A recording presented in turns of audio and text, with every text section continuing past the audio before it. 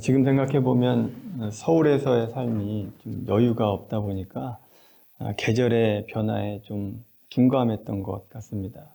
서울에서 군산으로 내려와서 좋은 점 중에 하나가 계절의 변화에 조금 민감해지고 있는 것인 것 같아요. 무엇보다도 군산만의 특징인 것 같은데 요즘에 아침 저녁으로 잘 소리를 들어보면 철새가 지나가는 소리가 얼마나 많이 들리는지 모릅니다. 그렇게 밖에 나와서 보면 그 V자로 형성해서 가는 그 모습을 볼 때 이제 가을이 점점 가고 겨울이 오고 있구나라고 하는 것을 깨닫게 됩니다.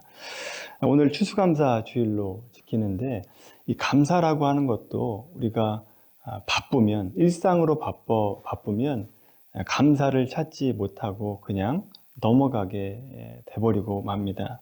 그래서 오늘 말씀을 통해서 인생을 되돌아보고 또 내 삶 가운데 감사의 제목들이 무엇이 있을까 돌아보는 시간이 되기를 바랍니다.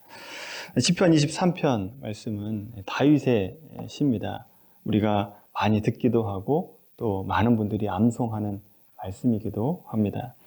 1절, 2절 말씀 보시면 여호와는 나의 목자시니 내게 부족함이 없으리로다. 그가 나를 푸른 풀밭에 누이시며 신령한 물가로 인도하시는도다. 얼마나 아름답습니까? 너무나 아름다운 시이죠. 서정적인 내용으로 또 평화롭고 읽으면 마음이 안정이 되는 말씀입니다. 그런데 이 시를 쓴 다윗이 늘 형통했기 때문에 이런 감사의 시를 쓰고 있는가라고 하는 겁니다. 많은 분들이 아시다시피 이 다윗의 삶이 만만치 않았다라고 하는 것을 알고 있죠. 이스라엘의 2대 왕이었습니다만 왕이 되는 과정도 힘들었을 뿐만 아니라 왕이 되고 나서도 참으로 어려운 일들을 많이 겪었던 사람이 다윗입니다.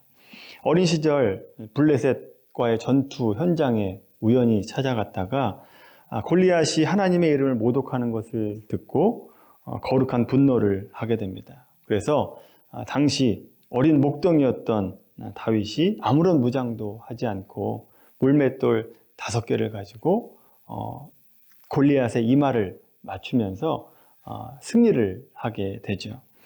그 일로 인해서 나라의 영웅이 됩니다만 한편으로는 사울의 시기를 받아서 도망자의 신세로 전락하게 되는 계기가 되고 맙니다. 도망을 가다 결국 골리앗의 나라 블레셋까지 찾아가서 망명을 해야 되는 그런 어려움 가운데 처하게 되죠. 더군다나 혼자 도망간 것도 아닙니다.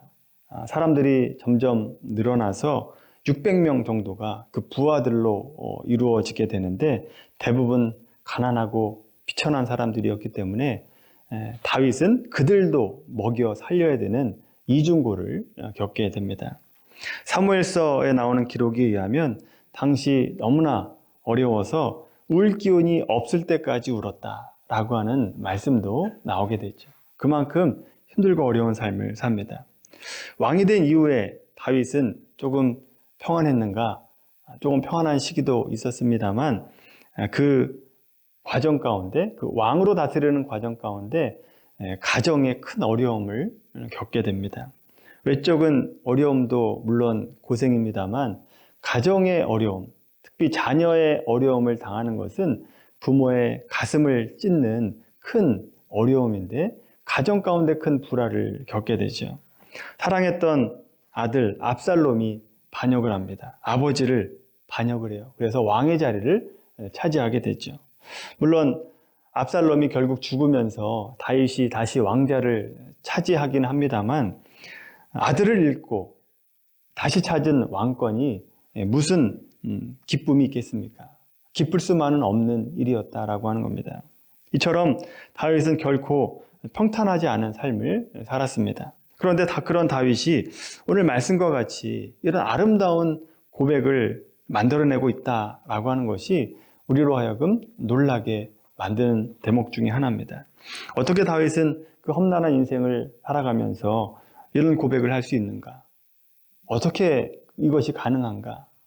여러분 가운데 다윗이 왕이었는데 뭐 이 정도는 못하겠는가라고 생각을 하시는 분이 있을지 모르겠습니다. 근데 여러분 삶 가운데 아무런 잘못이 없는데 수년 동안을 망명자로, 도망자로, 수배자로 살아간다라고 한다면 여러분 그 삶이 얼마나 어렵겠습니까? 밧세바로부터 낳은 첫 번째 아기, 물론 자기의 죄 때문에 그 첫 번째 아기가 죽습니다만 여러분 그렇게 죽어도, 아기가 죽어도 이렇게 고백할 수 있겠습니까? 자기 아들이 쿠데타를 일으켜서 자기 왕권을 빼앗겨도 여러분 이런 고백을 할 수 있을까요? 그 쿠데타를 일으킨 아들이 결국 죽고, 물론 자기가 왕권을 다시 차지를 합니다만 자기 사랑하는 아들이 죽었는데 이런 고백을 할 수 있겠습니까? 결코 쉽지 않은 고백을 다윗은 하고 있다라고 하는 겁니다. 여기서 깨달을 수 있는 것은, 감사라고 하는 것은 눈에 보이는 것으로만 판단해서 나오는 것이 아니다라고 하는 것을 우리가 깨닫게 됩니다. 어떻게 하면 어려운 상황에, 또 좋은 상황에 상관없이, 자기 상황의 여건에 상관없이 이런 아름다운 고백을 할 수 있는가? 그 실마리를 풀 수 있는 말씀이 시편 1편에 나옵니다. 시편 1편을 한번 찾아보겠습니다.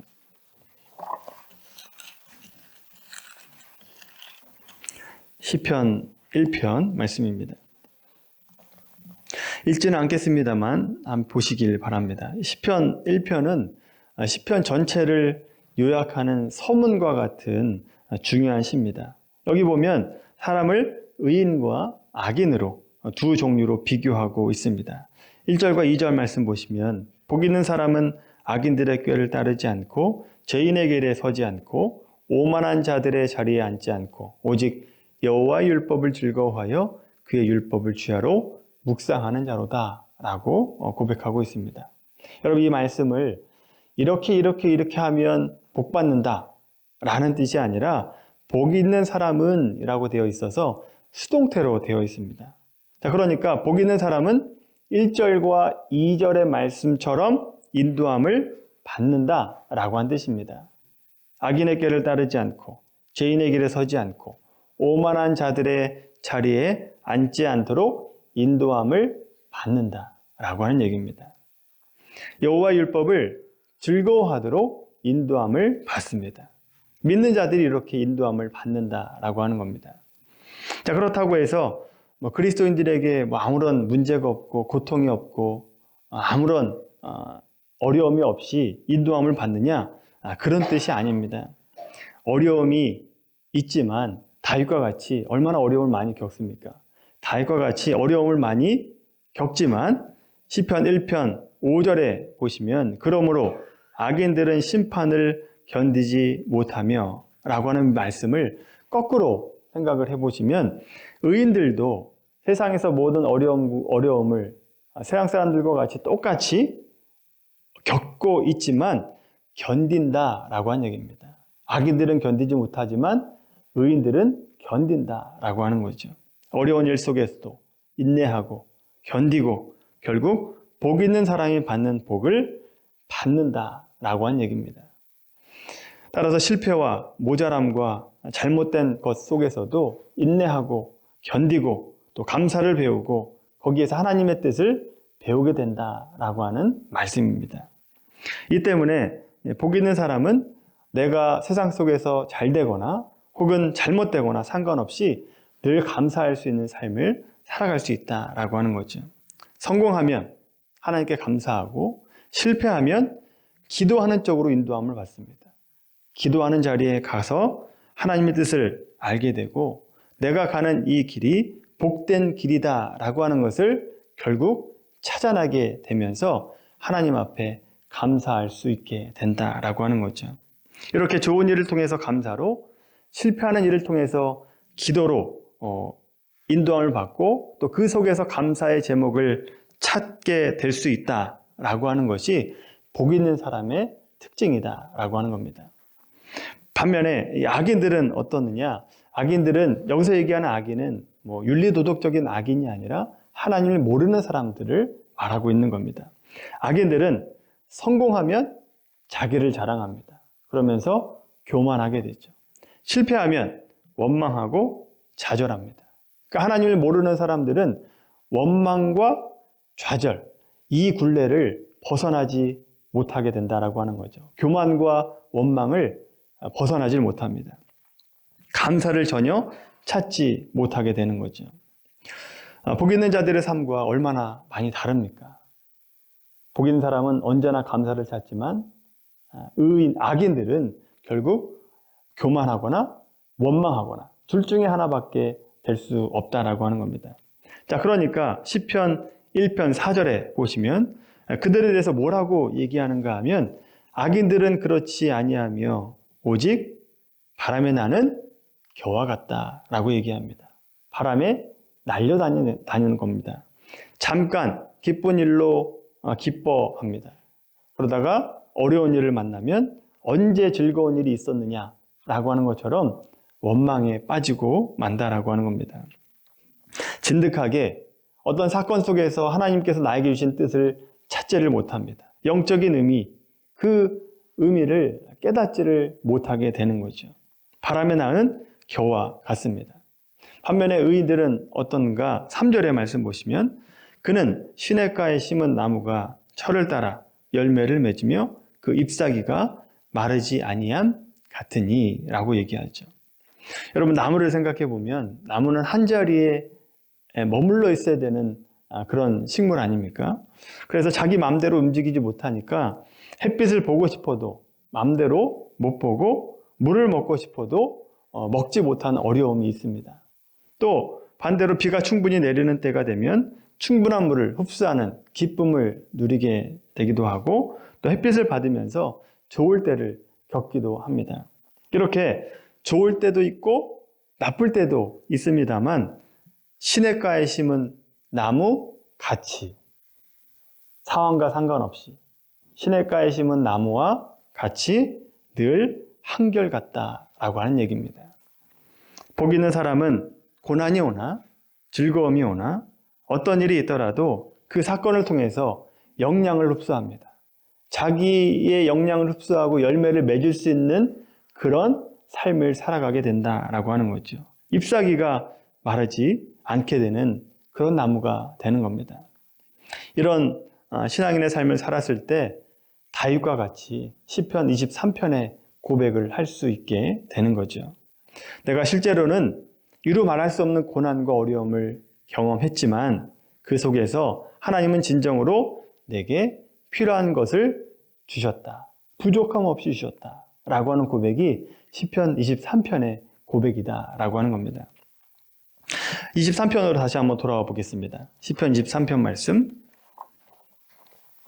시편 23편 3절의 말씀 보시면 그런 고백이 녹아 들어가 있습니다. 내 영혼을 소생시키시고 자기 이름을 위하여 의의 길로 인도하시는도다. 여기 보면 영혼과 의가 들어가 있습니다. 어떤 일이 있어도 영혼에 도움이 되고 필요한 것을 주신다라고 하는 고백입니다. 어떤 일이 있어도 하나님이 나를 의로운 길로 인도하시고 하나님 앞에 섰을 때에 의로운 자로 만드시는 하나님이시다라고 하는 고백을 이 3절에 녹아서 들어가 있다라고 하는 거죠. 그런데 여러분, 악인들의 인생에는 이 영혼과 의가 들어갈 자리가 없습니다. 언제나 이 세상에서의 기쁨만을 위해서 살아가고 그래서 의로운 것이 무엇인지 모르기 때문에 영혼과 의로운 것이 무엇인지 모르니까 영혼과 의가 들어갈 자리가 없게 되는 거죠. 그래서 시편 23편 4절에서 하나님 앞에 다윗은 이렇게 감사할 수 있게 되는 것입니다. 4절의 고백을 보시면 내가 사망의 음침한 골짜기로 다닐지라도 해를 두려워하지 않을 것은 주께서 나와 함께 하심이라. 겁낼 것이 없다라고 하는 거죠. 무슨 일을 만나든지 어떤 상황에 처하든지 내게는 은혜고 감사거리가 되는데 왜 겁내겠습니까? 항상 담대한 마음으로 하나님의 은혜에 감사하는 삶을 살아갈 수 있게 되는 거죠. 또 5절에서 이렇게 고백합니다. 주께서 내 원수의 목전에서 내게 상을 차려주시고 내 기름을 내 머리에 부으셨으니 내 잔이 넘치나이다. 원수는 시편 1편에서처럼 악인들과 같이 하나님을 모르는 사람들인데 그들을 앞에서 세상적인 시각으로 봤을 때 우리의 삶을 보면 그들이 우리를 보면 실패한 것 같고 성공하지 못한 것 같지만 결국은 어떻게 하느냐? 하나님이 우리에게 잔치상을 차려주신다라고 하는 겁니다. 그들 앞에서 원수들 앞에서 잔치상을 베풀어 주신다라고 고백합니다. 그리고 우리를 먹이시고 영양을 공급해 주신다라고 하는 거죠. 그리고 내 머리에 기름을 부으십니다. 구약 성경에 기름을 붓는다라고 하는 것은 아무나 붓는 게 아니라 왕, 선지자, 그리고 제사장에게만 부어서 존귀한 존재로 만드신다라고 하는 뜻입니다. 그러니까 우리를 존귀한 존재로 만드시겠다라고 하는 겁니다. 그리고 6절에 이렇게 고백을 하죠. 내 평생의 선하심과 인자하심이 반드시 나를 따르리니 내가 여호와의 집에 영원히 살리로다. 이 복된 자리를 떠나지 않겠다라고 하는 고백입니다. 이것이 많은 고생과 고통 속에서 그럼에도 불구하고 다윗이 고백했던 고백이다라고 하는 겁니다. 여러분 오늘 말씀을 통해서 우리는 무엇이 복이고 무엇이 저주인가를 다시 잘 한번 생각해 봐야 됩니다. 여러분이 성공했습니까? 성공해서 하나님 앞에 더 가까이 나아갔다라고 한다면 그 성공은 복입니다. 근데 여러분 만약에 여러분이 성공했는데 하나님으로부터 한 걸음 뒤로 물러가게 했고 그럼 하나님과 점점 멀어지게 만드는 성공이었다라고 한다면 그 성공은 저주가 됩니다. 여러분이 당한 실패나 고난이 하나님 앞에 더 가까이 나아가게 하고 하나님 붙잡게 했다라고 한다면 그 실패는 복입니다. 근데 여러분 삶 가운데 어려움이 있고 고통 가운데 있어서 그 고통이 여러분을 하나님으로부터 멀어지게 만들고 하나님을 원망하게 했다라고 한다면 그 실패와 고통이 크나큰 저주가 되어버리고 마는 겁니다. 이것이 다윗의 시편 23편을 통해서 우리에게 주신 하나님의 말씀입니다. 따라서 우리는 어떤 상황에 처하든지 감사할 수 있어야 되고 또 감사하는 자가 돼야 되는 것입니다. 그렇게 언제나 감사하는 자가 되었을 때 우리의 모습이 어떤 모습이 되느냐? 시편 1편에서 얘기했던 것 같이 시냇가에 심겨진 나무가 될 수 있게 되는 거죠. 때를 따라 열매를 맺는 나무가 될 수 있는 것입니다. 그 열매를 통해서 하나님이 얼마나 신실하신가, 하나님이 얼마나 나를 사랑하시는가를 확인할 수 있게 된다라고 하는 거죠. 그러면서 감사하는 삶을 살 수 있게 되는 것입니다. 그런 의미에서 추수감사주일은 바로 올 한 해 나에게 열매 맺게 해주신 것이 무엇인가를 확인하는 시간입니다. 하나님이 실패와 성공을 통해서 나에게 어떤 열매를 맺게 하셨는가를 확인하는 시간이 추수감사주일인 거죠. 올해도 변함없이 하나님의 신실하심과 하나님의 능력이 나의 삶 가운데 중단되지 않고 동일하게 역사하셨구나. 나에게 은혜를 내려주셨구나. 라고 하는 것을 확인하는 날입니다. 비록 눈에 보이는 어떤 열매가 보이지 않는다 할지라도 내 영혼을 소생시키셨고 내 이름을 나를 의로운 자로 만드셨다. 라고 하는 것을 안다면 세상의 성공과 실패와 상관없이 우리가 하나님 앞에 감사할 수 있는 자가 되는 거죠. 이 복을 확인하는 자만이 이렇게 고백할 수 있는 겁니다. 여호와는 나의 목자시니 내게 부족함이 없다. 라고는 고백을 할 수 있는 거죠. 이것을 알지 못하면 이런 고백을 할 수 없게 되는 겁니다. 내가 영원히 여호와의 집에서 살리로다. 복이 뭔지를 모르는데 감사가 없는데 어떻게 여호와의 집에 내가 살겠다라고 고백할 수 있겠습니까? 여러분 오늘 말씀을 통해서 다윗처럼 어려움 속에서도 감사하게 되길 바라고 또 잘되는 일 속에서도 하나님 앞에 감사하는 자가 되기를 바랍니다. 그래서 이 시편 23편의 고백이 다윗만의 고백이 아니라 저와 여러분들의 고백이 되기를 주님의 이름으로 간절히 축원합니다.